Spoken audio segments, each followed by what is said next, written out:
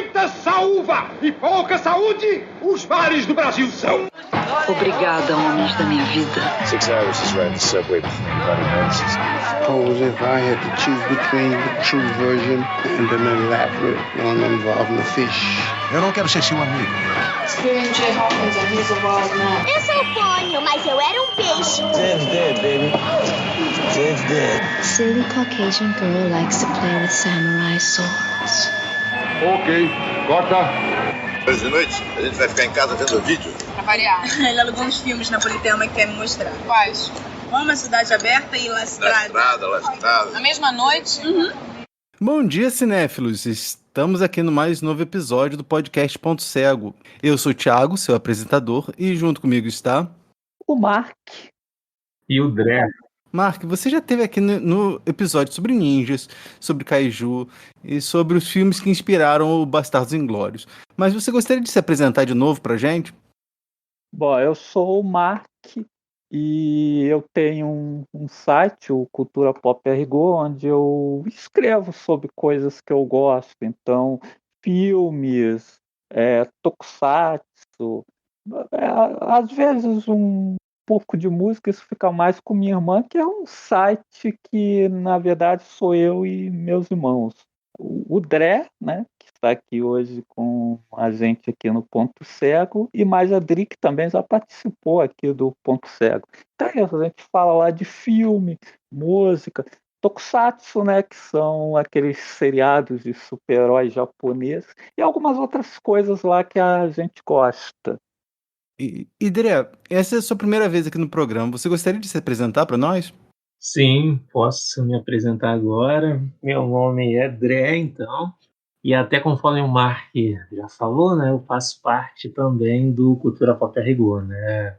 Tenho participado, nos últimos tempos eu participei mais, foi do nosso podcast, né, que é o CFMC, né, o Conversa Fiada Matou Carambola, que é o podcast do Cultura Pop Rigor. E, na verdade, esse ano estou até querendo, né, fazer mais postagens no blog, porque eu também sempre falei mais de cinema, né, fazendo alguns reviews, e também de música, né, já participava de sessões sobre música, mas nos últimos anos aí, com a vida mais enrolada, né, acabei fazendo menos postagem, mas o blog que eu participo é o CPR, assim como o Mark, né, e estou contente de estar participando aqui pela primeira vez do Ponto Cego, que eu sempre ouço também.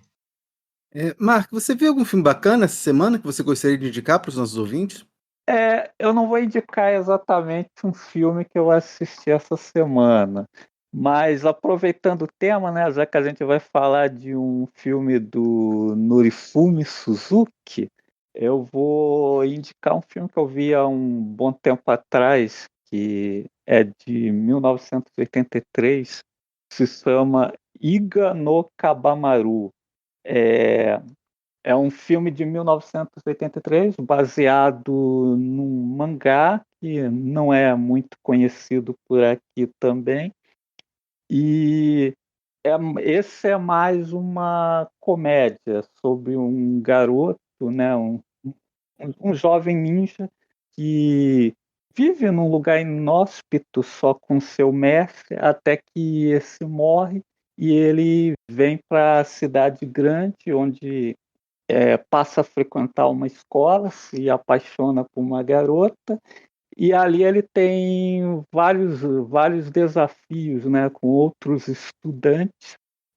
E acho interessante, né, indicar esse filme, que ele reúne boa parte do elenco de dublês do JAC, o Japa Action Club, que anos 70, anos 80, é responsável pelas cenas de ação das produções da Toei Company. E ali nos anos 80, vários desses dublês estavam também estrelando como atores as produções da Toei.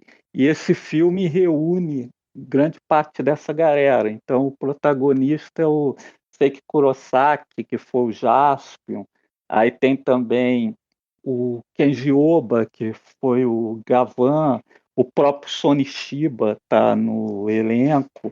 aí mais a Naomi Morinaga, a Etsuko Shiromi, que é o principal nome feminino. Então, e tem o Hiroyuki Sanada, né, que hoje é o japonês favorito de Hollywood. Então, assim, é um filme bem bacana. Não é muito fácil de encontrar, eu mesmo vi há um bom tempo atrás no YouTube. Então, sei lá, tem que procurar aí em torrents, essas coisas que nunca foi lançado oficialmente aqui. E então essa é a minha indicação, assim, aproveitando aí que vamos falar de um filme aí do Suzuki. É de quando o filme? 83. Tá, é o Kabamaru The Ninja Boy? É, em inglês é isso. Tá. Já coloquei aqui na minha lista de filme pra ver. Obrigado, Mark. E você, André, você viu algum filme bacana? Olha, recentemente, né, foi até para falar um filme que eu vi recentemente que eu gostei, foi até o último filme que eu vi em 2023, foi um filme na HBO Max, né, que o streaming, né, da HBO, que é um filme, né, uma comédia dramática, né, sobre crescimento, né, de uma adolescente, né. Foi até um filme que o Mark e a Adri tinham comentado no último CFMC que a gente gravou no ano, e aí eu consegui assistir. O título do filme é Are You There, God? It's Me, Margaret. O título é em inglês, né? Mais ou menos isso. Esse meu inglês ótimo. Mas em português ganhou o singelo título de Crescendo Juntas. Né? Que os títulos em português fazem essas coisas. E aí é um filme exatamente que acompanha, né, uma pré-adolescente, né, de 11 anos que vive com os pais, né, a mãe é interpretada pela Rachel McAdams, né, e vai acompanhando esse processo de crescimento dela, e ela vive um pouco o choque, né, de diferença entre as famílias, né, por conta de influência de religiões. A família do pai de judeus e a família da mãe de católicos, né, mais fervorosos. A avó, por parte da mãe, é interpretada pela Kate Bates, né, e aí o filme, né, mostra ela chegando na nova escola, né, e vai acompanhando bem esse processo de crescimento aí.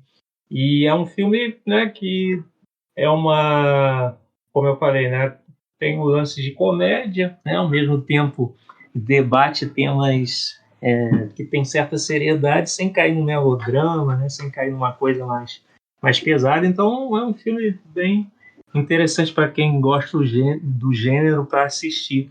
É roteiro e direção, né, de uma diretora que é a Kelly Fremon Craig, né, que tá produzindo exatamente bastante filme nessa coisa do amadurecimento, né, bem nessas temáticas.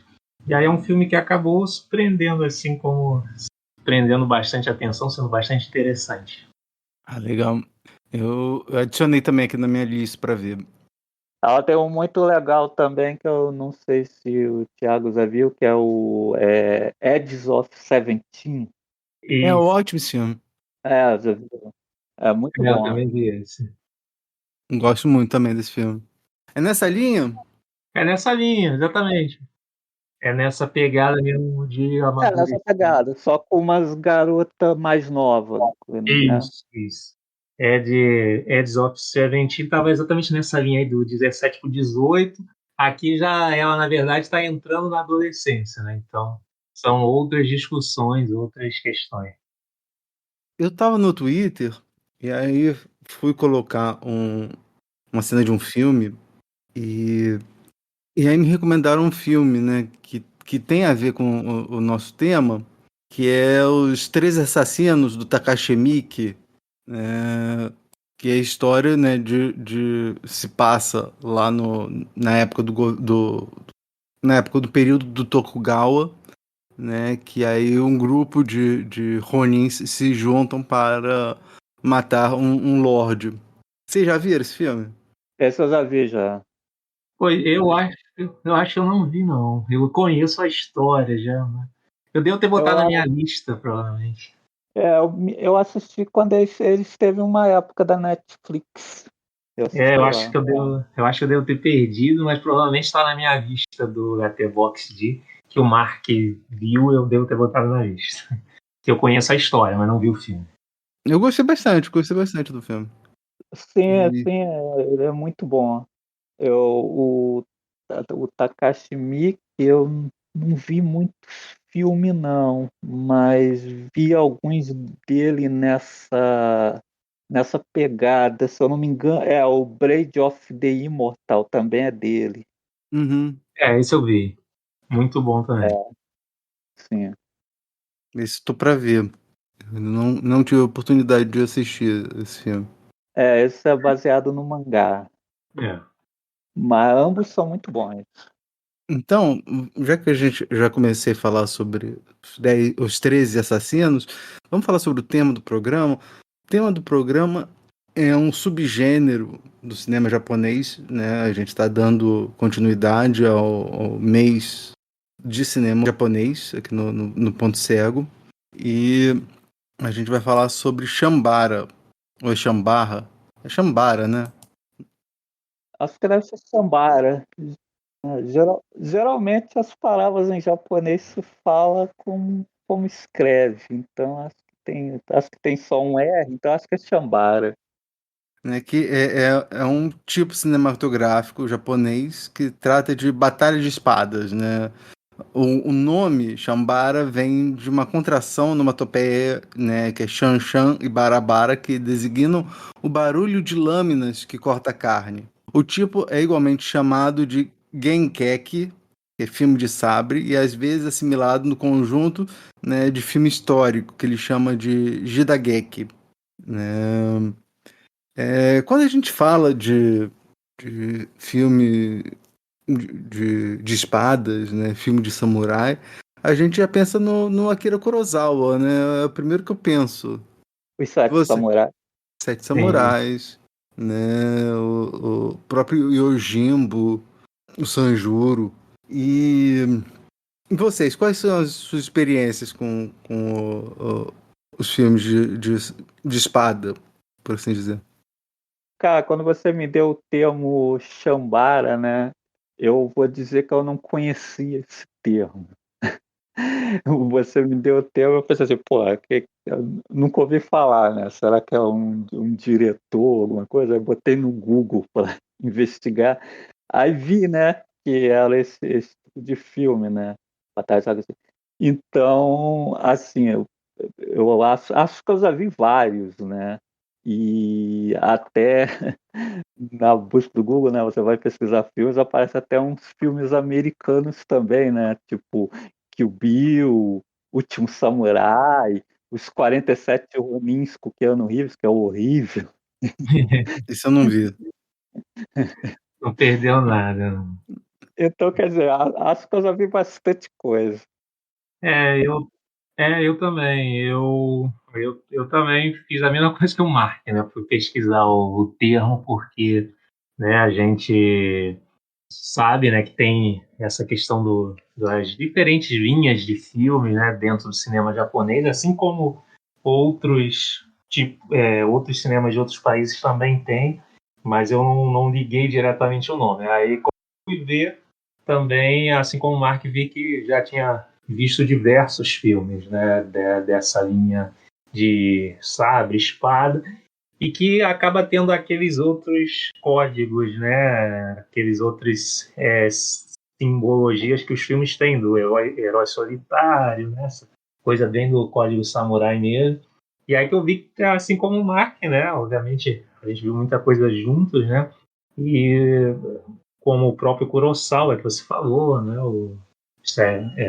os Sete Samurais, e nessa questão dos filmes estadunidenses também, né, que acabam sendo colocados nesse gênero, por também terem exatamente bebido nessa fonte, né? Não só a luta de espada, mas essa coisa aí do herói solitário e tudo mais. Eu fiquei até tentando lembrar qual foi o primeiro, né, que eu vi nessa linha, né? Não lembro exatamente, Mas a própria coisa que a gente viu bastante, né, no meu caso do Mark, por exemplo, de tokusatsus, né, que a gente acaba trazendo também, talvez a primeira coisa que a gente viu nessa linha tenha sido o Lion Man. Que não é do filme, né, não é do cinema, mas é um seriado tokusatsu que era exatamente esse universo do Shambara. Sim, se passa na época dos samurais. Então, muita briga de espada, coisa assim, assim. Até Star Wars mesmo, bebe nessa fonte. Qual? Star Wars. Ah, sim, é verdade. A briga de sabre de laser. Sim. Exatamente, eu fiquei lembrando desse. Eu não sei. Kurosawa, eu acho que o primeiro filme que eu vi acho que foi Os Sete Samurais mesmo, se eu não estou enganado. Então, talvez exatamente, né, do Shambara tenha sido esse o primeiro. Mas já tínhamos visto, né, diversos filmes aí que é colocado também nessa linha, né? É porque é muito amplo. Por exemplo, eu investigando, lembrei dos 2 filmes da Azumi. Sim. Da Garota Samurai, quer dizer, se enquadra. Isso. Que foram mais recentes e também se enquadram nessa linha. Sim. Além dos filmes do Kurosawa, eu também lembro daquela série de filmes do Lone Wolf and Cub. Sabe qual que é? O do Lobo Solitário. Inclusive eu até peguei num drive agora, né? Esses aí que tem no Twitter. Eu tô com 6 filmes para assistir. Ainda não assisti, mas eu cheguei a ler os primeiros números do mangá. Ah, você leu? Sim, mas não cheguei a completar. Tive uns problemas financeiros e não cheguei a comprar. Entendi. Eu li um livro do Roland Thorne que se chama Samurai Films, né? E aí ele vai falar que os filmes de samurai geralmente ou se passam no período Sengoku, que é de 1478 a 1603, e o período do Tokugawa, né, que é 1603 a 1868. E aí ele vai diferenciar, que ele vai falar que esses do período Sengoku foi uma época de caos no Japão, né?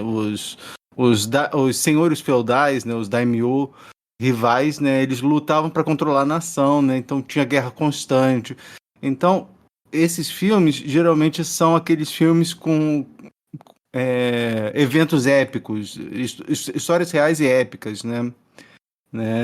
Tipo o Kagemusha do Kurosawa, né? Enquanto no período do Tokugawa, o Tokugawa ele chega ao poder no Japão e aí ele começa a fazer um controle dos senhores feudais, né? Então foi um período de relativa paz lá no Japão. Então, os filmes ambientados nessa época geralmente são do samurai solitário. Em vez de concentrar num grupo de samurais, no exército, é só conta a história de um dos samurais. E eu achei interessante essa divisão.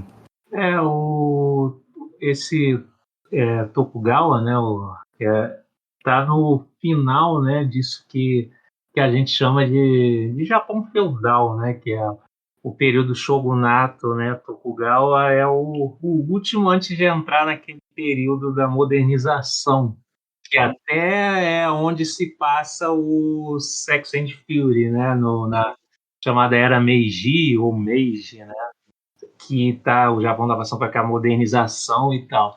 Então Tokugawa aparece, vamos dizer assim, que é esse momento mesmo que os samurais está acabando, né? A era dos samurais, e aí é muito coisa do herói solitário. Eu lembrei agora do Samurai X, né? O Rurouni Kenshin, que teve um mangá e o anime teve os filmes, né? Teve os 3 filmes antes e teve um recente na Netflix que pega exatamente essa parte do final do Tokugawa, né, e a era Meiji, que esse período de modernização. E aí é basicamente isso mesmo do samurai como um herói solitário, né? Que já tá virando um personagem do passado, né? Tá acabando essa época do Japão feudal. E aí basicamente você tem aquele cara solitário mesmo que ainda vive no código, né? Que é o Shido, né? O código samurai. É muito isso mesmo, esse período aí do Tokugawa, para ir entrar depois nessa era Meiji, que também tem vários filmes que se passam nessa época. Uhum. Eu acho que o Lady Snowblood passa na era Meiji, né? Verdade. Isso que é outro bom filme também, que inspirou bastante o Kill Bill mesmo. Sim. Sim, ele é do mesmo ano do Sex and the Fury. E tem algumas coisas parecidas, né? Sim, sim. O Legend of Blood só é mais vestido.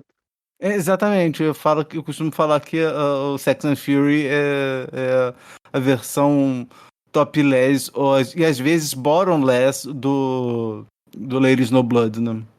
Sim. É verdade. Agora que já falamos do tema, vamos recapitular as regras do programa. Todo programa, eu e minha co-apresentadora, ou meu co-apresentador, ou meus co-apresentadores escolhemos um tema. Hoje foram filmes do subgênero do Shambara.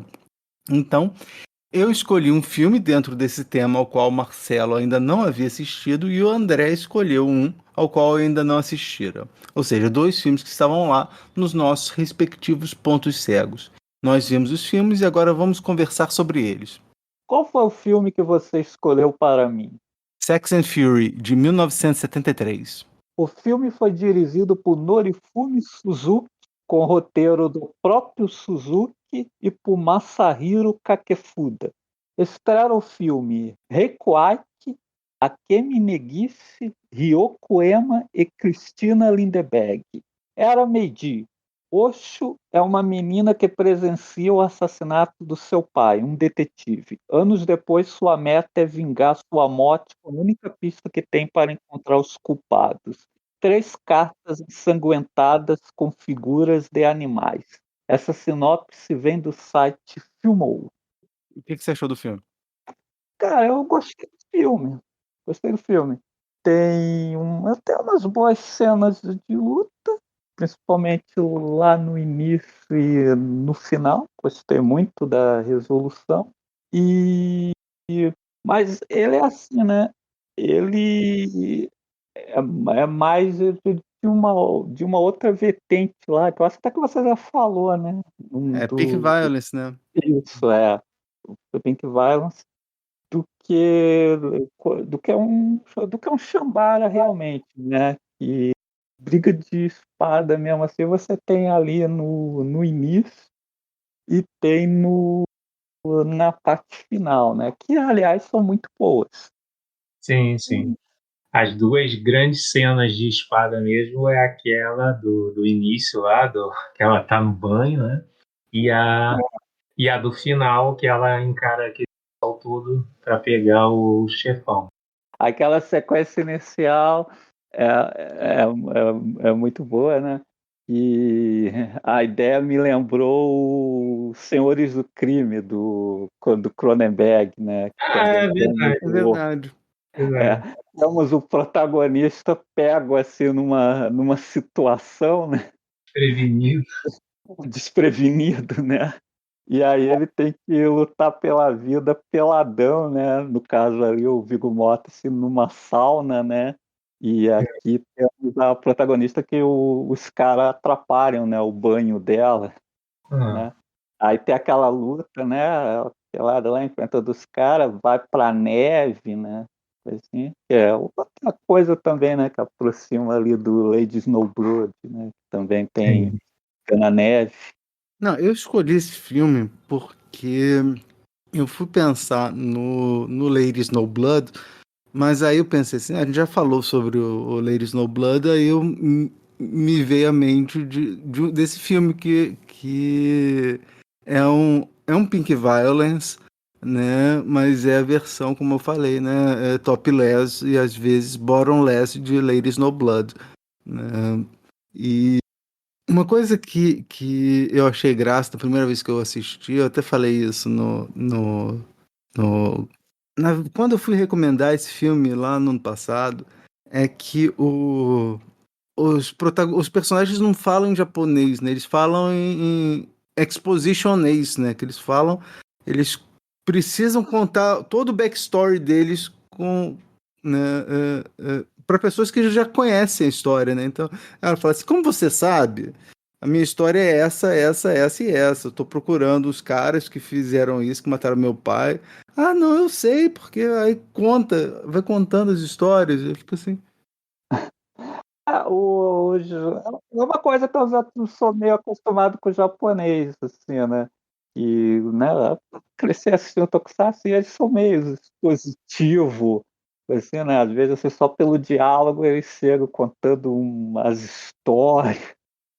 E o filme tem a participação da Christina Lindbergh, né? Que é aquela do Thriller.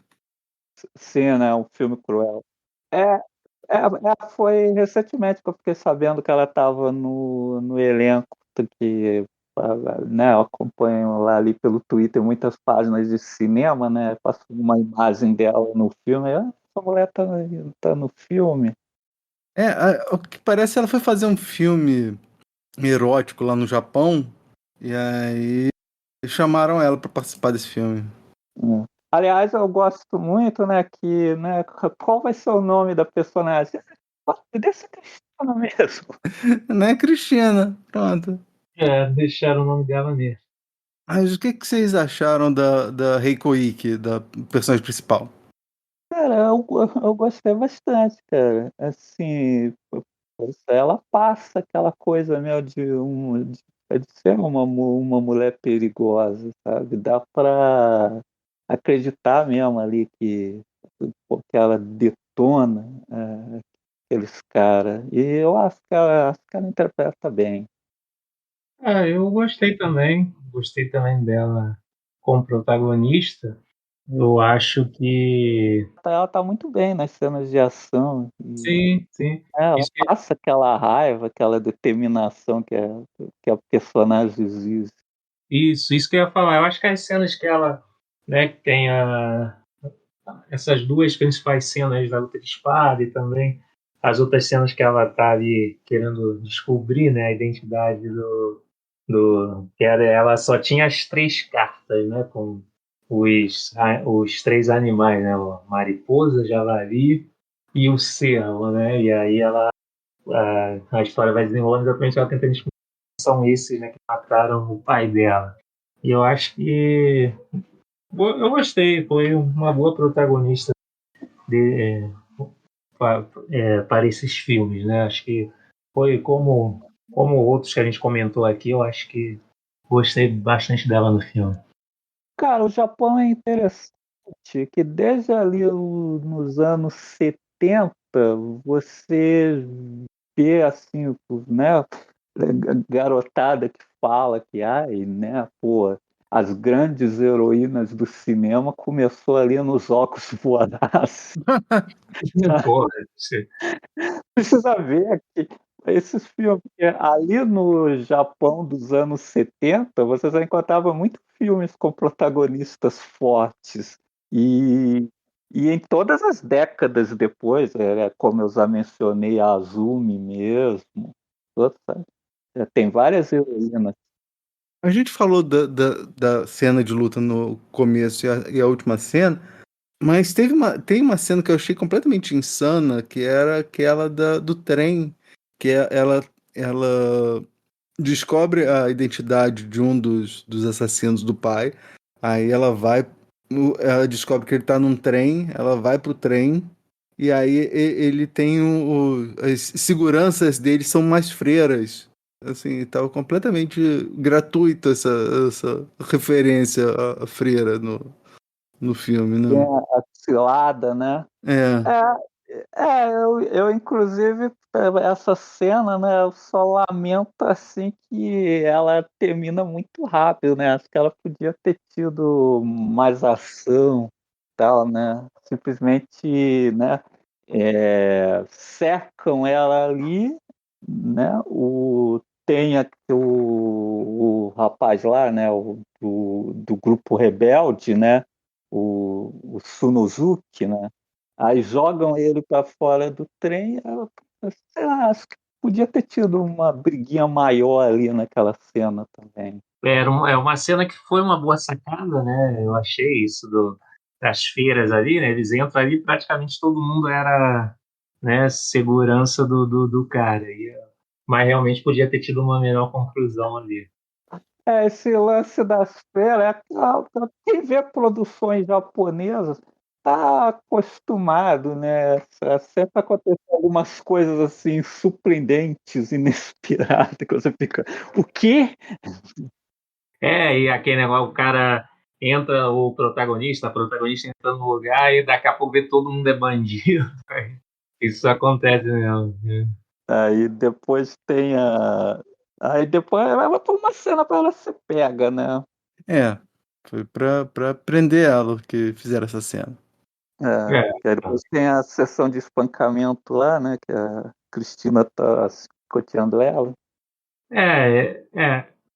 Aquela coisa, né? O filme vai sendo construído, né? Pensando nas cenas e aí algumas resoluções isso é natural. Tanto que eu fiquei pensando também nessa cena do final, né? Tem um momento lá que tem aquela revelação, né? Da mãe dela, né? Descobre que a mãe dela estava com bom, a gente está conversando aqui, vai ter spoiler. Então, a mãe tá lá com o chefão e ela fica sabendo, tá com o negócio da mariposa e tal. E aí, né, depois corta para a resolução lá do rapaz, né, Samuzuki, né, e a Cristina, com o outro cara lá, o estrangeiro, né? O espião britânico. Isso. E aí depois a gente só fica sabendo que ela conseguiu fugir, né? Mostra rapidamente ela cortando lá as cordas e tal. Aí eu fiquei pensando na hora que o chefão tava lá, que ele liquida, né, a mãe dela, né? Fiquei pensando, aí você fica por que ele não matou ela naquela hora? Que aí ela consegue fugir e aí volta depois, já encontra ele em outro lugar, lá já com os guarda-costas. Mas é óbvio, porque tinha que ter a cena no final, que ela luta lá com todos aqueles guarda-costas até chegar nele, que é de fato uma das grandes cenas de luta. Mas aí eu fiquei pensando, por que ele não matou ela? Que ela depois já consegue cortar as cordas, só mostra rapidamente, e ela toda ferida. Mas é isso, né? Para construir o final, que foi uma grande cena, tem essas conveniências de roteiro. Vilão de filme, sabe? A gente está acostumado. Vilão de filme nunca mata de cara Isso. um mocinho.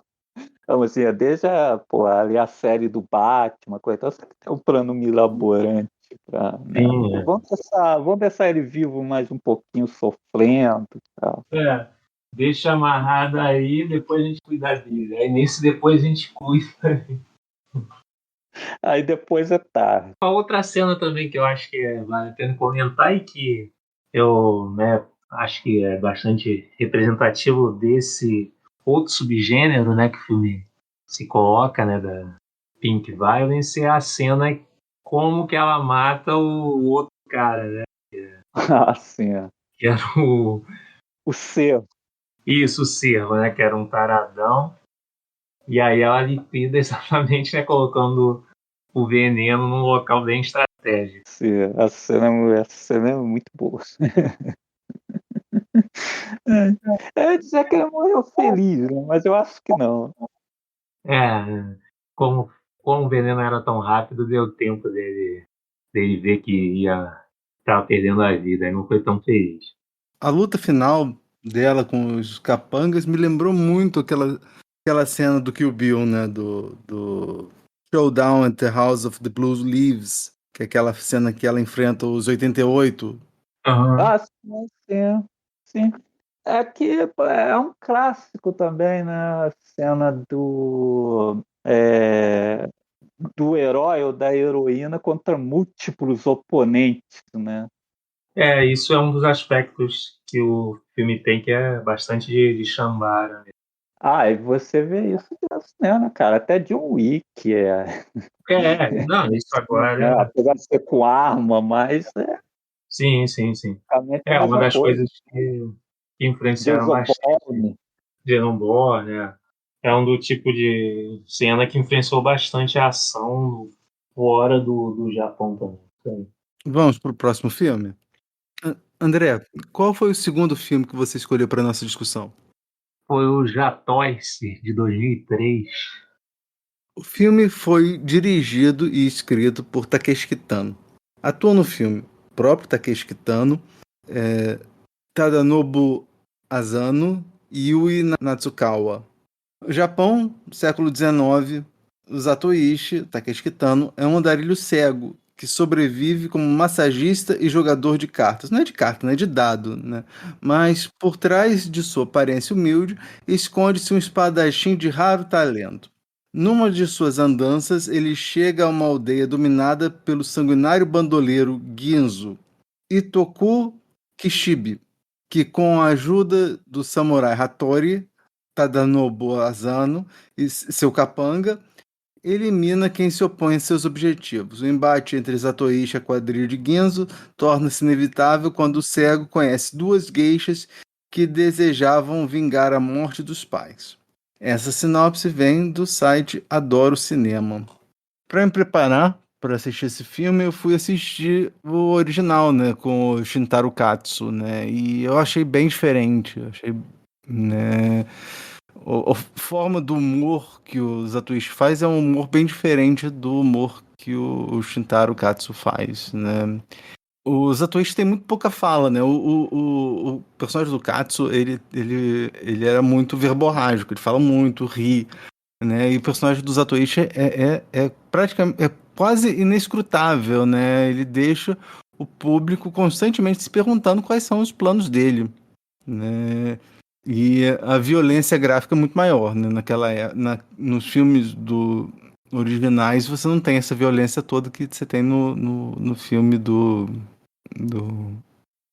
Takeshi Kitano, né?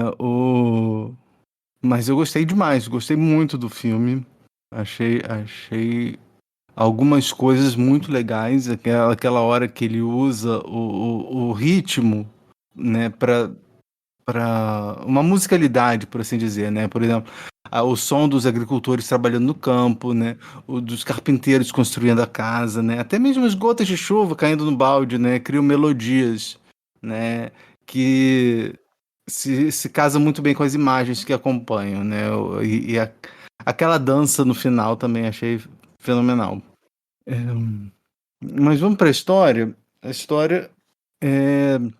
Então, começa o filme, né? Os Zatoichi parado lá, sentado, e aí o grupo de bandidos chega para um garotinho e pede para o garotinho roubar a espada do Zatoichi, né? E como se isso pudesse impedir, né? Aí eles falam assim: agora você não tem a sua espada, agora a gente vai derrotar vocês, e ele mostra que não, que ele pode derrotar qualquer um mesmo desarmado. E a cena, e os bandidos, né? Você vê assim que os bandidos são meio atrapalhados, né? Que um dos caras corta o próprio do seu bando só quando retira a espada. E aí, paralelamente, você tem a chegada na cidade do Hattori, né? Que é aquele Ronin, né? Que aí a esposa dele tá doente, ele precisa arranjar dinheiro, então ele acaba aceitando um emprego como guarda-costas, né? Do Ginzo, né? E esse troço da esposa estar doente me lembra um filme que eu vi essa semana também, que eu gostei muito, que é o Harakiri. Vocês chegaram a ver esse filme? Não. É a história de um samurai que estava desempregado, né, um Ronin, né, tava precisando de dinheiro, e aí descobre que muita gente muitos Ronins andam fazendo indo nas casas dos senhores feudais e pedindo para poder fazer o Harakiri na frente do portão ou no jardim, né? E aí o pessoal fica sensibilizado, o senhor fica sensibilizado e aí dá dinheiro para eles, ou então emprega eles. E aí a história é de um cara que a esposa tá doente, e aí ele resolve, né, depois de tudo, depois de tentar fazer de tudo, né, ele não consegue dinheiro, e aí ele vai apelar para esse golpe, né? E aí o seu filho falou assim: ah, não, tá bom, então você quer fazer araquiri? Então tá. E aí eles preparam a araquiri para ele, né? E aí me lembrou essa história de quanto o cara tem que rebaixar para conseguir dinheiro para a esposa, né? A mesma coisa do Hattori, né? Do guarda-costas. Eu acho que eu já vi um filme chamado Era Queria, mas acho que não é esse não. Esse é das antigas. É, O que eu vi é tão mais novo. Mas eu acho que é só o nome, acho que não tem nada a ver. Né? é do Takashi Miike também, que tem um Harakiri do Takashi Miike. Acho que esse que eu vi. É. O Esse eu não vi, do Takashi Miike eu não vi, também tava pra ver, mas acabei não conseguindo assistir nem a esse, nem o Espada do Imortal, né? Uhum. Espero que não tire minha carteirinha de cinéfilo por não conseguir assistir 2 filmes. Pô, então a minha já. A minha já foi caçada há muito tempo, porque Ainda tem muita coisa que eu não vi aí. muita coisa para ver, pô. Isso aí é. Ai, Enfim. aí o Satoichi, ele costuma jogar, né? Isso no outro também, ele jogava dados. E aí ele conseguia prever o resultado do dado só pela audição. E aí ele acaba fazendo amizade com o Shinkishi, né? Que por coincidência era o sobrinho da senhora que ofereceu a casa para ele quando ele chegou na cidade, né? Sim. E aí eles acabam conhecendo 2 geishas, né? A Okino e a Osei. A Osei, na verdade, é um homem disfarçado, né? E elas têm uma missão, né? Elas procuram os homens que assassinaram seus pais há 10 anos. É coincidência também, né? Que o Sex and Fury também, acho que é 10 anos depois, né? Acho que sim. E ela também tá em missão para vingar a morte do pai, né? E Não, é isso. Quando eu sugeri, né, o Jatoice para você assistir, né? Primeiro, né, eu fiquei pensando que filmes que estavam dentro desse subgênero, né? Que como a gente falou no início, eu tinha acabado de ver, né? Qual era exatamente esse subgênero. E aí eu lembrei do Jatoice porque tem, né, vários desses símbolos, né? Que esse tipo de filme tem, né? Do herói solitário, né? É bem mesmo essa questão do código de samurai, e aí a história de vingança, né? Sempre tem alguns personagens que estão em busca de vingança, e aí de fato é esse tema, né? Mas aí, como você falou, né, das diferenças do Jatoiça antigo, né? Eu não vi também, né? Assim como o Marco também não vi os anteriores, mas eu acredito que tem algumas diferenças aí que tem algumas coisas aí que são marcas do diretor, né, do Takeshi Kitano, que é um importante, né, diretor japonês que tem algumas coisas bem interessantes na narrativa, né, que é muito assim, marca dele, né? Como, por exemplo, essa questão mesmo como é que ele mostra a trama dos outros personagens, né? Tem ali o massagista é o protagonista, né? Mas ele vai lá nos flashbacks da trama das 2 geishas, né? Do próprio guarda-costas, né? Mostra a história dele. Então, e aí quando você está vendo lá, tá mostrando uma coisa que é no agora, né? E aí entra o flashback. Então, como ele vai mostrando essa narrativa, a narrativa da história dos personagens, e aí vai junto. E a outra coisa que também eu acho que é marca dele é a forma como a violência, né, as cenas mais gráficas assim, de violência, acontecem rápido, né? Você está lá Na cena aí, como você disse, né, que vai mostrando os sons da chuva, né, os sons das coisas, e aí vem a espada lá, sai aquela sangueira e a cena é bem rápida, né? O modo como ele usa a violência gráfica também eu acho que é marca dele. Eu assisti outro filme do Kitano, né? Que é o Mark viu também, que é o Máfia Japonesa em Los Angeles. Brother, né? A máfia japonesa a máfia japonesa em Los Angeles, que é da Yakuza, e a violência, como ele usava lá no filme, era exatamente assim, né?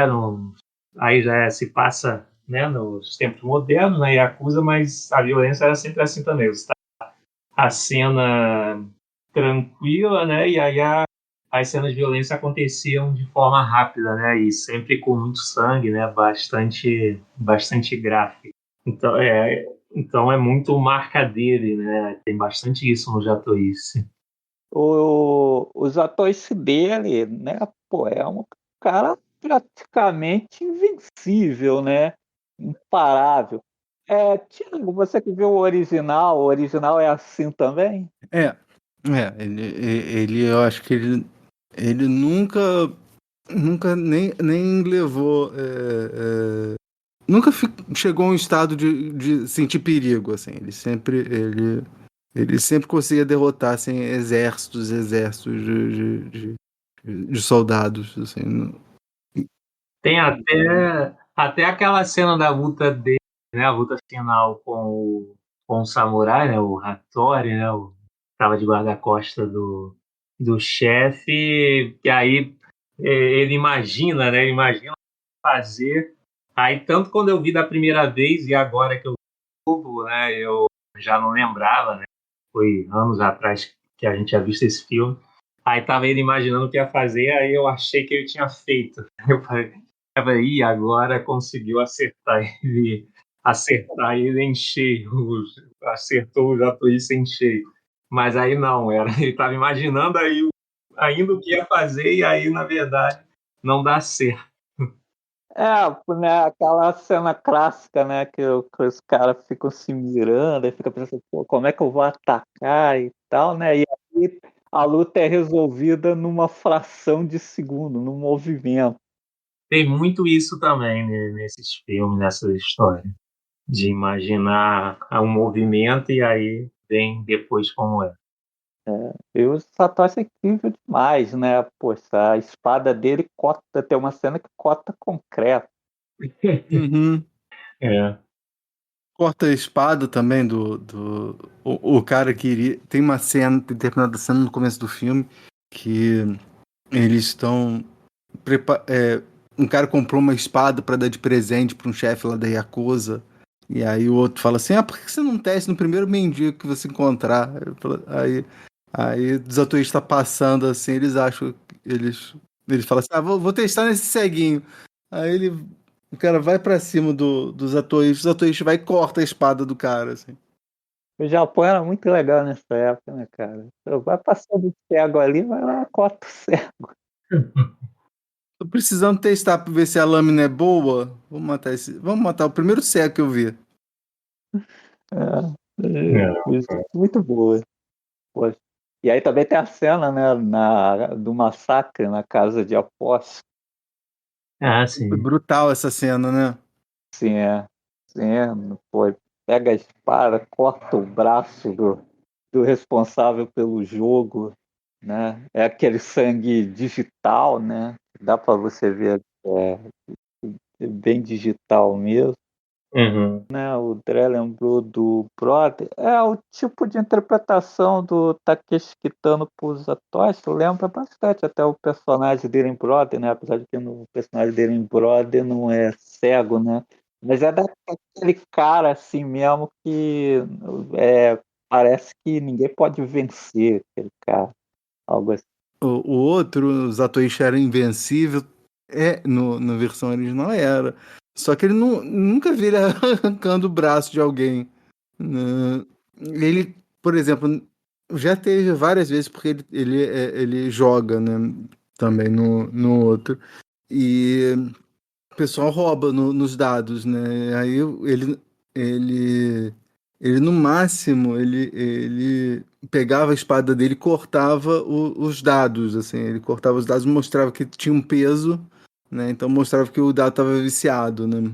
Mas ele nunca chegou a cortar o braço do cara que estava jogando os dados para ele. Naquela época a violência não devia estar tão liberada, né? Esse filme é antes dos anos 70, né? 62. Pensei que ia acontecer alguma coisa daquele garoto que passava toda hora correndo dizendo que era samurai. Não é? Aquela figura é um caso à parte, né? Filho do vizinho da fazendeira que fica lá na casa deles. Ficava correndo, gritando, porque o sonho dele era ser samurai. E aí outra coisa também que eu ia falar dos Atóis, né? É que o primeiro contato com uma história dos Atóis que a gente deve ter tido, né? Eu e a André, foi o filme Fúria Cega. Sim. Né? Que passava muito no SBT, né? A gente viu muito lá, né, André? Isso. É uns Atóis, o personagem do Rutger Hauer. Bastante. Que ele fica pego na guerra, aí ele é treinado num vilarejo. Aí depois ele volta para os Estados Unidos, né, para procurar um amigo que lutou com ele lá na guerra. Esse amigo está sendo ameaçado por bandidos e ele acaba responsável por proteger o filho desse amigo. E o Pesado de Carro até tem, né, a espada dentro de uma bengala. Que aí ele retira. E é isso, ele é praticamente invencível. E assim, o filme é muito legal também, que o Rutger Hauer interpreta o cego perfeitamente, nas cenas de luta, assim, muito boa. Saudoso Rutger Hauer. Era outro filme que eu tava querendo ver, porque esse filme é um remake de um dos filmes do Zatoichi. Eu tava lendo, eu sabia eu achava que ele era só inspirado, mas parece que ele é um remake mesmo. Do 17. Eu nem sabia disso. Pra mim também tinha sido inspirado, não sabia que era um remake estadunidense. Pesquisando agora que eu vi que era um remake mesmo. Então, inclusive no início do programa, quando a gente estava falando, né, do contato com o gênero, depois eu lembrei aqui que esqueci de falar que um dos nossos primeiros contatos foi vendo Fúria Cega, além do Lion Man e tudo mais, né? Eu lembro que eu era bem novo quando vi esse filme e virou um dos meus filmes favoritos na época. O Rutger Hauer está muito bem mesmo. Ele passava muito no cinema em casa. Isso.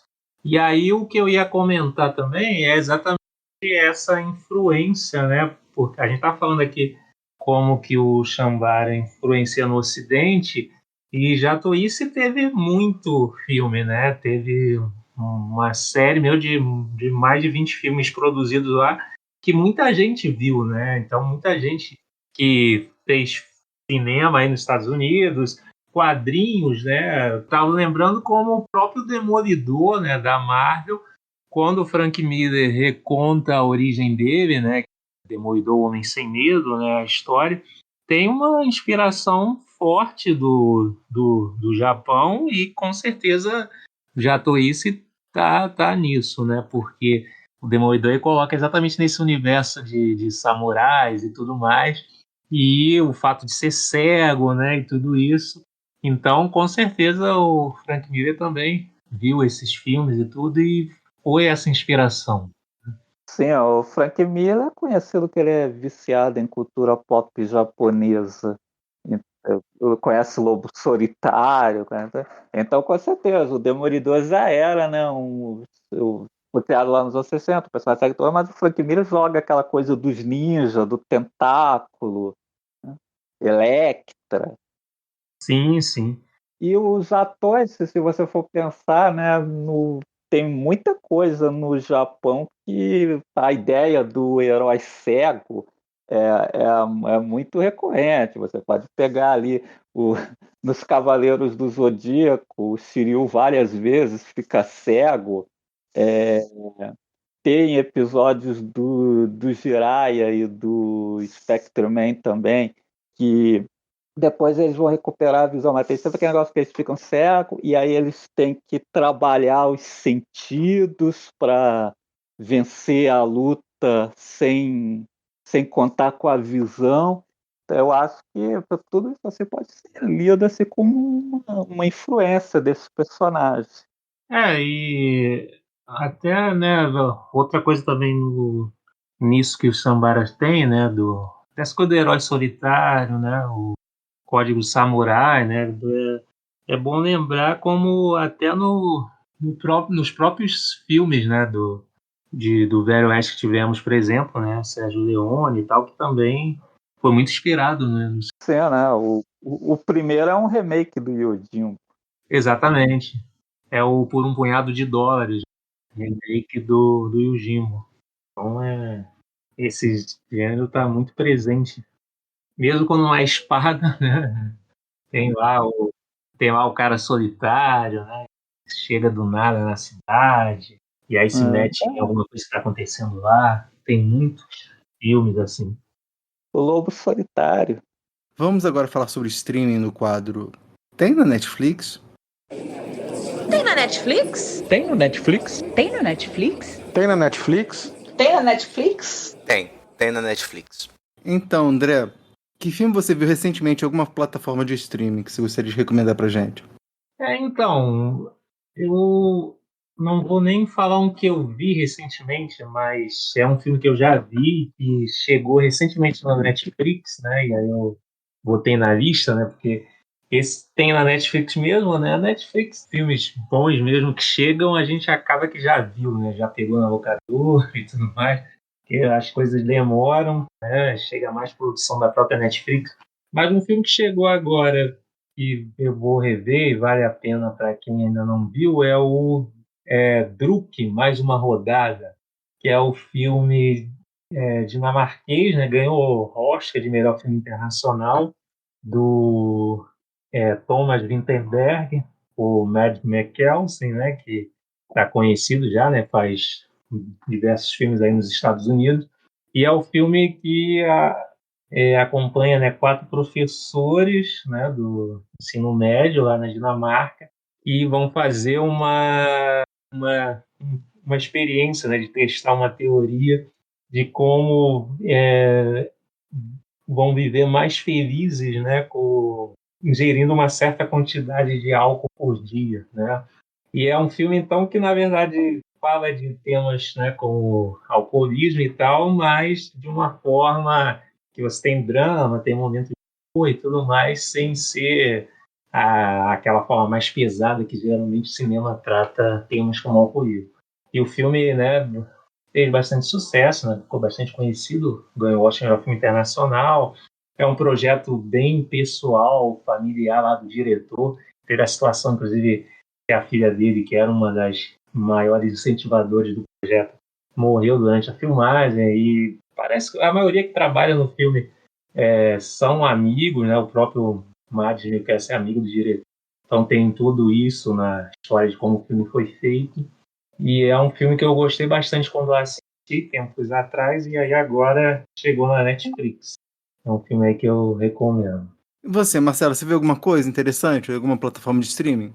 Cara, essa semana eu vi um filme chamado Feliz Aniversário para Mim, Happy Birthday to Me, de 1981. Ele saiu naquela época, né, que os filmes slash, né, estavam fazendo muito sucesso, né, por causa do Sexta-feira 13. E em 1981 saiu uma leva desses filmes. E esse Ele é dirigido pelo J. Lee Thompson, né, que já é um diretor das antigas, tinha dirigido Os Canhões de Navarone, e esse ele está mais, digamos, para um diálogo, né? Ele é sobre uma estudante do ensino médio que é suspeita, né? Uma das suspeitas de matar os colegas da escola. Está ocorrendo uns assassinatos, mas o filme é mais para o diálogo, que você não sabe quem é o assassino até o final do filme, e no final tem umas reviravoltas umas reviravoltas bem loucas, né? Chega a ser quase nonsense, que eu cheguei a ser tipo como uma homenagem ao Guialo, que o Guialo, né? Quem viu assim, muitos filmes do Guialo sabe que é um gênio que tem os seus exageros. Uhum. Eu assisti no HBO Max. O HBO Max é legal que, ao contrário assim da Netflix, chega bastante filme assim antes dos anos 2000. É. E às vezes algumas coisas assim que não são muito conhecidas e tal, e às vezes eu gosto de dar uma olhada. Eu já botei na lista esse. Pode botar, é bem divertido. Tem pouca coisa, infelizmente tem pouca coisa na Netflix assim mais antiga, né? Sim, muito pouco. Muito. Pouquíssima coisa assim de antes de 2000. E quando tem coisas assim, tipo fiction, coisa e tal, que todo mundo conhece, todo mundo já viu. Agora até que chegou lá, bom, já vi várias vezes também, mas é sempre bom rever o Sobrevivente do Schwarzenegger. Chegou lá. Esse tem até na Pluto TV. Tem, pois é. Eu acho incrível. Eu assisti o Império Perdido pela primeira vez na Netflix. Sim, mas antigamente, lá no início, até tinha mais filmes assim que você não encontra em qualquer lugar. Hoje em dia que já foi, já. O principal agora são as próprias produções dela, né? Não é um lugar para você garimpar outras. Você viu Império Perdido na Netflix? Foi. Pois Nossa. Foi. Eu, André e a Adriana, a gente fez uma sessão lá, uma sessão pipoca lá, rimos bastante. Foi a primeira vez que a gente viu o Império Perdido. Foi não. Na Netflix, não. Foi num sábado de madrugada, né, André? Sim, sim. A gente reservava o sábado de madrugada para ver uns filmes mais bagaceiros. Você tem algum meio de contato, Marcelo? É o meu Twitter, é a única rede social que eu uso hoje em dia. E aí, qualquer coisa ali, eu mando uma DM. E você, André? Eu tô no Twitter também, né? Drete Louco. Tem Instagram, essas coisas, mas eu não uso mais muito assim pra falar com outras pessoas. Então é mais Twitter mesmo. O meu Instagram, o meu Facebook não existem mais. Eu esqueci de dizer que minha arroba no Twitter é @mactinoco, então pode chegar lá, bota para me seguir, eu boto para seguir de volta. E você quer promover alguma coisa, Marcelo? Como é que tá lá o Cultura Papergô? O Cultura Pop pegou, por enquanto está meio parado, né? Janeiro e tal, né? A gente fez ali as matérias ali de fim de ano, escolhemos os nossos filmes favoritos e tal. Agora está meio parado, mas tudo dando certo esse ano, a gente espera aí em fevereiro voltar. Quero escrever mais sobre filmes esse ano. Estou preparando uns textos aí para publicar em fevereiro. A ideia é escrever sobre filmes que você não vê em outro lugar, coisa assim. E também devemos voltar com o podcast mais cedo esse ano. E é isso. É o culturapoperigo.com.br. Tem o Twitter também, a Adri cuida ali do Twitter, então as novidades do site a gente vai colocando ali. E a gente quer fazer esse ano uma parte que é bem legal assim quando você fala de coisas que não tem muitas matérias por aí, né? E tal, que aparece lá, né, nos primeiros lugares na busca do Google. Eu mesmo escrevo muito sobre Tokusatsu e tal. E é isso, a gente não quer ficar falando assim, do último lançamento da Marvel, dessas coisas. Então, essa parada aí, peguei um monte de filme interessante para ver esse ano. Assim, a partir de fevereiro eu quero escrever bastante sobre esses filmes, trabalhar bastante no site esse ano. Que essas coisas aí tem trocentos sites falando. E você, André, quer promover alguma coisa? Não, eu não. Eu na verdade, é o próprio Cultura Pop Rigor, como o Mark já falou, que eu também faço parte. E, na verdade, a minha ideia é também participar mais aí esse ano, né? Como eu falei, nos últimos tempos eu venho participando basicamente do podcast, mas aí eu vou tentar voltar com algumas postagens aí de filme e também de música, que eu gosto bastante de falar também, né? Sobre música e tal. Aí, mas fora isso, não tem outra coisa para promover, não. Tem que conjugar o tempo aí de trabalho, doutorado, não sei o que, para poder participar do Groove. Eu agradeço muito a participação do Marcelo e do André e, claro, agradeço você que está nos ouvindo. Não se esqueça de mandar feedback para nós em podcast.cego@gmail.com. Eu ia falar que pode visitar nossa página, mas minha página tá as moscas lá. Então, se quiser dar um oi lá no Twitter, que é Thiago Miranda 79. Né? Mande sugestões, críticas, elogios e compartilhe com todo mundo, pois quando se trata de cinema, todo mundo tem um ponto cego. Daqui da Rua Pareto, eu sou o Thiago. Eu sou o Marcelo. Eu sou o André. E este foi o podcast Ponto Cego.